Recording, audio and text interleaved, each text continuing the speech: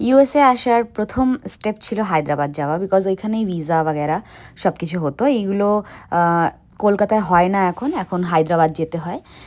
আমার ছুটি ছিল বেশ, আমার ছুটি নিতে হয়নি এই সময়। তো যাই হোক, আমরা চলে এসেছি আমাদের গেট নাম্বারে। আর এখানে একটা কফি নিয়ে নিয়েছে তানিশ।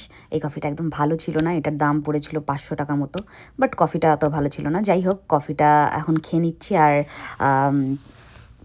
আমাদের এয়ারপোর্ট থেকে এরোপ্লেনটা একটু দূরত্বে ছিল, তার কারণে আমাদের বাসে নিয়ে যাওয়া হয়েছে এত দূরে।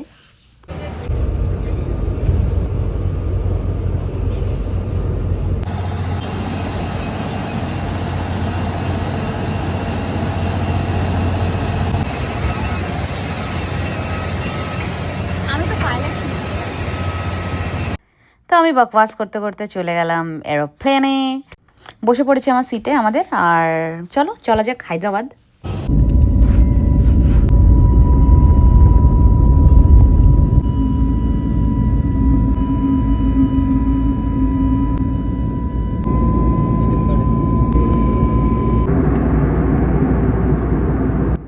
নেক্সট ব্লগে বলছি এই খাবারগুলো আমাদের জন্য কমপ্লিমেন্টে ছিল।